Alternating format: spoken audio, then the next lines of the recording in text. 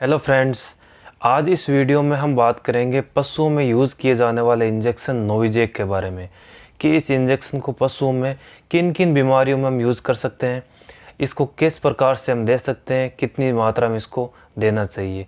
तो आइए वीडियो शुरू करते हैं। आपको हमारी दी हुई जानकारी अच्छी लगे तो वीडियो को लाइक ज़रूर करना और इस चैनल पर नए हो तो इसे सब्सक्राइब करना। दोस्तों, इंजेक्शन नोविजेक एक 2 वायल का किट आता है जिसमें एक वायल 30 ml की होती है और दूसरी वायल 20 ml की होती है। जो 30 ml की वायल होती है उसमें बफर फॉस्फोरस होता है और जो 20 ml की वायल होती है उसमें सोडियम पायरुवेट के साथ में इनोसिन भी होता है। ये इंजेक्शन पशुओं में फॉस्फोरस की कमी को पूर्ति करने का काम करता है। तो दोस्तों, अगर पशु शरीर में किसी भी प्रकार की फॉस्फोरस डेफिशिएंसी है या फिर फॉस्फोरस डेफिशिएंसी की वजह से कोई बीमारी है तो वहाँ हम इस इंजेक्शन को यूज़ कर सकते हैं। यानी अगर शरीर में किसी भी प्रकार से फॉस्फोरस की कमी है तो हम इस इंजेक्शन को यूज़ में ले सकते हैं। इस इंजेक्शन को हम गाय में, भैंस में, भेड़ बकरी में, घोड़े में, ऊंट में यूज़ कर सकते हैं। इस इंजेक्शन के उपयोग की बात करें तो इस इंजेक्शन को हम पशुओं में होने वाले पाइका रोग में यूज़ ले सकते हैं। पाइका रोग दोस्तों फॉस्फोरस की कमी की वजह से होता है, जिसमें पशु कूड़ा करकट है, प्लास्टिक या फिर थैली है, पॉलीथीन है, ये सब खाता रहता है। तो पाइका में हम इस इंजेक्शन को यूज़ ले सकते हैं। पशु में अगर न्यूट्रिशन की कमी है तो वहाँ भी हम इस इंजेक्शन को यूज़ में ले सकते हैं। पशु कमज़ोर है या उसकी मांसपेशियों में खिंचाव है, उसको चलने में दिक्कत हो रही है, तो वहाँ भी इस इंजेक्शन को हम यूज़ कर सकते हैं। पशु की प्रजनन क्षमता कमज़ोर है या पशु में एनिस्ट्रस की स्थिति है, पशु हीट में सही से नहीं आ रहा है या पशु साइलेंट हीट दिखा रहा है, तो इन सभी स्थितियों में हम इस इंजेक्शन को यूज़ में ले सकते हैं। दोस्तों, इस इंजेक्शन को हम एआई के साथ यूज़ ले सकते हैं क्योंकि ये जो कंसप्शन रेट होती है उसको इंक्रीज़ करता है, कंसप्शन रेट को बढ़ाता है।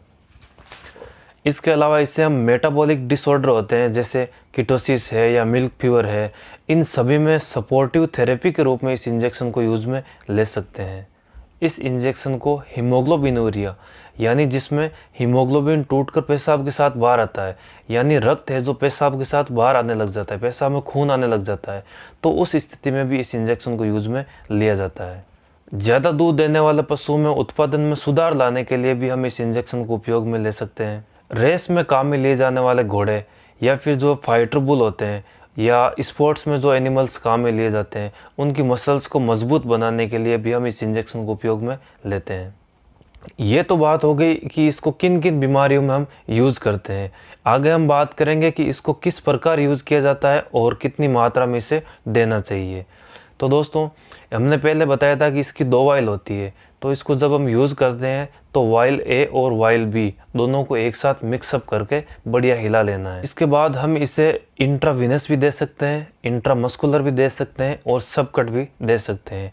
वैसे दोस्तों, इस नोविजेक इंजेक्शन का इंट्रावीनस रूट से देने पर हमें रिजल्ट थोड़ा बेहतर मिलता है। इसकी डोज़ की बात करें तो इसकी डोज़ फॉस्फोरस की जो डेफिशिएंसी है या जो बीमारी की गंभीरता है उसको देखते हुए यूज़ में लिया जाता है। कैटल और बफेलो में हम इस इंजेक्शन को एक बार में एक साथ पूरा लगा सकते हैं। अगर डेफिशिएंसी फॉस्फोरस की कम है या बीमारी की गंभीरता कम है तो इसको हम 25-25 ml 2 दिन दे सकते हैं। छोटे जानवर में भी हम इसका यूज़ कर सकते हैं और इस इंजेक्शन को मिक्सअप करने के बाद यानी वाइल ए और वाइल बी को मिक्सअप करने के बाद हम 15 दिन तक रख सकते हैं।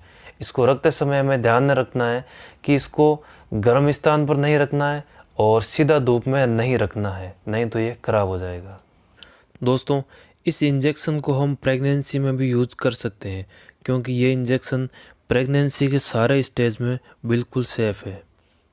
इसके अलावा इसे हम छोटे जानवरों में, बड़े जानवरों में, सभी में यूज़ कर सकते हैं।